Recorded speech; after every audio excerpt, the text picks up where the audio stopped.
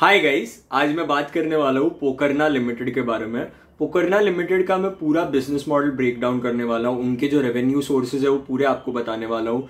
Future का जो capex उन्होंने प्लान किया उसके बारे में बताने वाला हूँ। उनकी जो गाइडेंस है एंड जो रिस्क्स वो लोग फेस करते हैं उनके बिजनेस में और क्या क्या फ्यूचर अपॉर्चुनिटीज है ग्रोथ के लिए, उस सबको मैं इस वीडियो में कवर करने वाला हूँ। So make sure you watch it till the end.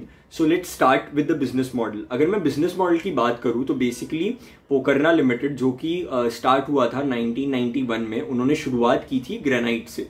उनके जो प्रमोटर थे उन्होंने ग्रेनाइट की क्वेरीज खरीदनी चालू की एंड देन वो धीरे धीरे धीरे करते हुए वो इंडिया के सबसे बड़े ग्रेनाइट एक्सपोर्टर बन गए। एंड अभी उन्होंने रिसेंटली 2009-2010 में ही एंट्री ली थी क्वार्ट्ज में, इंजीनियर्ड स्टोन जिसे कहा जाता है, जो कि हमारे किचन टॉप्स, बाथरूम्स वगैरह में यूज होता है। अब अगर मैं आपको बताऊं तो अभी की डेट में अगर हम देखेंगे तो उन्होंने शुरुआत ग्रेनाइट से की थी, बट ग्रेनाइट अभी उनके टोटल रेवेन्यू का 6-7% भी नहीं रहा है। FY24 में it was around 6% of their total revenue. उनके जो रेवेन्यू का 94 से 95% कॉन्ट्रीब्यूशन है वो आता है क्वार्ट्ज से। अब ये क्वार्ट्ज क्या होता है बेसिकली वो भी मैं आपको बता देता हूँ। ये एक ऐसा मटेरियल होता है जो कि स्क्रैच रेजिस्टेंट होता है, इजी टू क्लीन होता है, स्टेन रेजिस्टेंट होता है, नॉन पोरस होता है और हीट रेजिस्टेंट होता है बेसिकली। एंड ये जो क्या रहता है, ये जो क्वार्ट्ज रहता है, जो इंजीनियर्ड स्टोन जिसे कहा जाता है, उसमें जो नेचुरल क्रश्ड क्वार्ट्ज रहता है उसको ये लोग यूज करते हैं। उसमें रेजिन्स और कई पिगमेंट्स डालते हैं, उसको कन्वर्ट करते हैं ये लोग into slabs, into big slabs using their Italian technology, जो कि एक ब्रेटन स्टोन करके टेक्नोलॉजी है जो कि इटली में पेटेंटेड है एंड उसको ये लोग यूज करते हैं। they were one of the first to bring this technology into India and अगर मैं देखूँ तो ये लोग अपना जो क्वार्ट्ज है उसको ये लोग सेल करते हैं through their own brand and through OEMs and private labels, मतलब दोनों तरफ से ये लोग सेल करते हैं। एंड इनका जो खुद का ब्रांड है उसका नाम है क्वांट्रा। अगर मैं बात करूं तो ये जो क्वांट्रा को ये लोग प्लेस करते हैं एज अ प्रीमियम क्वार्ट्ज, मतलब जो हाई एंड रहता है उसमें ये लोग प्लेस करते हैं अपने आप को। एंड अगर मैं बात करूं तो जो ग्रेनाइट है, ग्रेनाइट इतना बड़ा मार्केट है कि it is a $40 billion market. But ये जो अभी जो मार्केट है ना ग्रेनाइट वाला, वो काफी ज्यादा मेच्योर हो चुका है, मतलब कोविड के बाद एंड देन कुछ रीजंस की वजह से ये मार्केट कभी उभर ही नहीं पाया आफ्टर कोविड। मतलब कोविड के जो लोस थे ये मार्केट वहां ही है अभी भी। मतलब ऑब्वियसली ग्रोथ होती है बट सिंगल डिजिट्स ग्रोथ होती है, तो इतना ज्यादा कुछ कह नहीं सकते इस सेगमेंट के बारे में। Plus this segment is just like 5-6% of the total revenue, so I will not waste any more time on this revenue segment. हम बात करेंगे मेजरली क्वार्ट्ज के बारे में। तो अगर मैं बात करूं तो इनका जो क्वार्ट्ज है, जो क्वार्ट्ज वाला सेगमेंट है, वो इनका सबसे ज्यादा रेवेन्यू जनरेटिंग सेगमेंट रहा है एंड उसकी वजह से ही अगर मैं इनके फाइनेंशियल्स की बात करूं तो ऑन अ 9-month बेसिस इनका जो रेवेन्यू है वो 26% से इंक्रीज हुआ है। इनका जो EBITDA है वो 36.64% से इंक्रीज हुआ है। इनका जो पैट है वो 79.33% से इंक्रीज हुआ है ऑन 9-month बेसिस। अब आते हैं क्वार्टर ऑन क्वार्टर बेसिस पे। अगर मैं Q3 FY24 versus Q3 FY25 की बात करूं तो 35.84% इनका रेवेन्यू इंक्रीज हुआ है। EBITDA इनका इंक्रीज हुआ है 59.22% से। पैट इनका इंक्रीज हुआ है माइंड यू 138.34% से। एंड ये जो परफॉर्मेंस है, इतनी जो इनक्रेडिबल परफॉर्मेंस है इनकी Q3 में, दिस इज डिस्पाइट जो इनका यूनिट 2 है, इनके पास 2 यूनिट्स है। यूनिट 2 बंद रहा था 15 दिन के लिए बिकॉज इनको अपनी एक नई लाइन ऐड करनी थी। अगर मैं बात करूं कौन सी नई लाइन इनको ऐड करनी थी, तो एक क्रियोस एंड क्रोमिया करके 2 नई लाइन्स ये लोग ऐड कर रहे हैं अपने क्वार्ट्ज वाले सेगमेंट के लिए। And these lines were showcased at KBIS 2025। अभी KBIS क्या है, basically kitchen and bath industry show है जो कि फरवरी में हुआ था अमेरिका में। एंड अगर मैं बात करूं जो इनका कस्टमर सेगमेंट है वो बेसिकली मेजरली एक्सपोर्ट होता है। जो इनका क्वार्ट्ज है वो भी एक्सपोर्ट होता है। अब एक्सपोर्ट ये कहाँ कहाँ होता है, ऑल ओवर द वर्ल्ड होता है। एंड इनका जो सबसे बड़ा मार्केट है इज अमेरिका। अब मैं अगर अमेरिका का नाम लूंगा तो ऑब्वियसली आपके दिमाग में ये ख्याल आएगा कि टैरिफ्स आ गए थे तो उसका इन पे क्या इफेक्ट है, उस पर भी मैं अभी धीरे धीरे आऊंगा। Let's get back to the business model.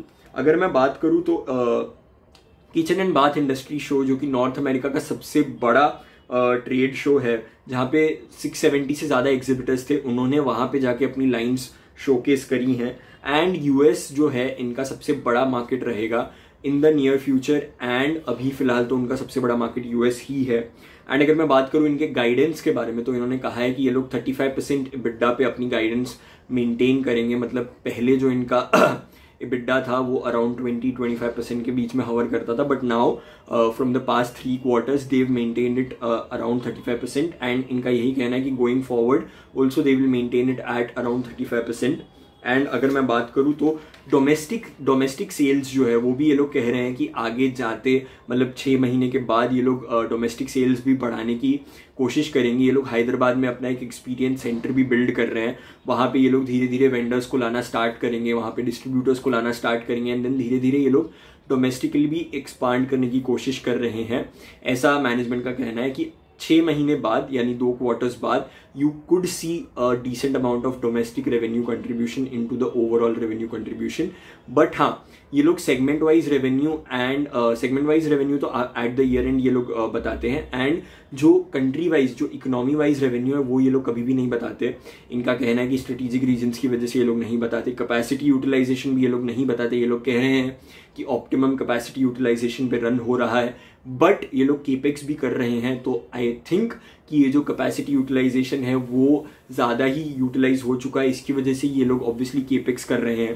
Capex भी ये लोग तेलंगाना में कर रहे हैं। केपेक्स का अमाउंट इज अराउंड 440 करोड़, जिसमें ये लोग तीसरी एक नई लाइन डालने वाले हैं अपने क्वार्ट्स वाले सेगमेंट के लिए। एंड अगर मैं ये नई लाइन की बात करूँ तो ये जो नया लाइन है, और जो मैंने आपको पहले क्रियोस और क्रोमिया के बारे में बताया था, ये जो नई लाइन्स है ये FY26 में मटीरियलाइज होनी स्टार्ट हो जाएंगी। बट जो सिग्निफिकेंट कंट्रीब्यूशन है ये हम एक्सपेक्ट कर सकते हैं कि FY27 से ही आएगा, बिकॉज ऑब्वियसली कोई भी नई लाइन आप स्टार्ट करते हो तो उसके लिए पहले आपको ऑर्डर्स लेके आने पड़ते हैं, उसको मटीरियलाइज होने में टाइम लगता है, आप डिलीवरी करोगे देन पैसे आएंगे। तो आई डोंट थिंक सो हमें अज्यूम करना चाहिए कि FY26 में कुछ ज़्यादा बड़ा कॉन्ट्रीब्यूशन आएगा। यहाँ से थोड़ा बहुत आ सकता है, बट मेजरली जो आएगा वो FY27 में ही आएगा। एंड अगर मैं बात करूँ इनका जो ग्रेनाइट वाला सेगमेंट है उसमें ये लोग का क्यों इतना ज़्यादा कम हो रहा है। ग्रेनाइट वाले सेगमेंट ने कभी कभी पिछले कुछ क्वार्टर्स में ऑपरेटिंग लॉसेस भी रिपोर्ट करे हैं। वाई? बिकॉज अभी चाइना घुस चुका है यहाँ पे। ब्राजील में ग्रेनाइट क्वेरीज है, जो कि ऑब्वियसली वहाँ पे करेंसी थोड़ा डिवैल्यू हो गया है, तो वो लोग बहुत ईजिली ये लोग जो ऑल ओवर द वर्ल्ड से क्वार्ट्स मंगाते हैं उनको ब्राजील सस्ता पड़ता है बेसिकली मंगाने के लिए। एंड चाइना तो है ही, चाइना तो ऑब्वियसली हर सेगमेंट में रहेगा ही, एंड उसकी वजह से ये लोग का थोड़ा ग्रेनाइट में लॉसेस चल रहे हैं। But yeah no need to worry about it because overall revenue contribution is minuscule. अगर मैं बात करूँ क्वार्ट्स के बारे में, तो क्वार्ट्स जैसे मैंने आपको पहले भी बता दिया था, आंध्र प्रदेश, तेलंगाना एंड राजस्थान में एम्पल रिजर्व्स है इसके नेचुरल क्रस्ट क्वार्ट्स के। बट ये लोग इंडिया से नहीं लेते अपना, मतलब ऑब्वियसली लेते हैं, बट मोर देन 60% इनका जो नेचुरल क्रश्ड क्वार्ट्स है जिससे इनका जो फिनिश्ड प्रोडक्ट बनता है वो आता है टर्की से। मतलब 60% से ज़्यादा आता है टर्की से। टर्की के पास भी बहुत सारे रिजर्व्स है इसके नेचुरल क्रश्ड क्वार्ट्स के। एंड अगर मैं बात करूँ तो जो ग्रेनाइट रहता है, अगर हम ग्रेनाइट और क्वार्ट्स के बीच में डिफरेंसेस देखें तो जो क्वार्ट्स रहता है उसमें 90 to 95% नेचुरल चीज़ें रहती है, नेचुरल क्रश्ड क्वार्ट्स रहता है, जिसको हम रेजिन्स एंड पिगमेंट्स के साथ हम उसको स्लैब्स में कन्वर्ट करते हैं using the Breton stone technology. अगर मैं ग्रेनाइट की बात करूँ तो ग्रेनाइट इज 100% नेचुरल स्टोन, ठीक है, and it is extremely hard and heat resistant. But जो ग्रेनाइट है वो पोरस होता है, मतलब उसको साल में 1 या 2 बार सीलिंग की ज़रूरत रहती है। तो जो सील करते हैं उसकी वजह से ये जो होल्स रहते हैं वो नॉन पोरस बन जाते हैं for certain amount of time. But अगर हम बात करें क्वार्ट्स की, तो क्वार्ट्स जो रहता है उसमें रेजिन्स और पिगमेंट्स पहले से ही रहते हैं, तो it is completely non porous, it is completely scratch resistant, and कोई भी स्टेन्स आते हैं it is highly resistant to those also. मतलब साफ सफाई करने में बहुत अच्छे से ये काम आता है। इसकी वजह से ही ये किचन्स में काउंटर टॉप्स के in the way of counter tops use किया जाता है। एंड अगर मैं देखूँ तो यूएस में काफ़ी ज़्यादा डिमांड हो रही है इसकी क्वार्ट्स की, आर्टिफिशियल इंजीनियर्ड स्टोन की अगर मैं बात करूँ तो। एंड अगर मैं बात करूँ इसकी जो पूरी वैल्यू चेन है, तो उसमें वैल्यू चेन में 3 स्टेप्स आते हैं बेसिकली। पहला तो मैन्युफैक्चरिंग होता है जो कि नेचुरल क्रश्ड क्वार्ट्स के एंड रेजिन्स के थ्रू होता है। एंड देन स्टेप 2 जो होता है उसमें फैब्रिकेशन होता है जिसमें कटिंग एंड पॉलिशिंग इन्वॉल्व रहती है, एंड देन सेल्स होती है। अभी सेल्स जैसे मैंने आपको पहले भी बता दिया था, ये लोग 2 तरीकों से करते हैं, अपने एक खुद के ब्रांड के अंडर एंड ये लोग private OEMs and private labels के थ्रू भी करते हैं। एंड अगर मैं बात करूँ तो इनका जो प्रीमियम ब्रांड है क्वांट्रा, उससे ये लोग ज़्यादा सेल्स अपनी करते हैं। ग्रेनाइट तो इनका ओवरऑल मैंने आपको पहले ही बता दिया था, सेक्टर पूरा ठंडा ही हो चुका है। एंड अगर मैं बात करूँ रिस्क्स के बारे में, तो रिस्क तो काफ़ी ज़्यादा है इसमें ग्रेनाइट और ये वाले बिजनेस में। अगर मैं बात करूँ क्वार्ट्स वाले बिजनेस में, बिकॉज इसके जो प्राइजेस रहते हैं वो काफ़ी ज़्यादा फ्लक्चुएट होते हैं।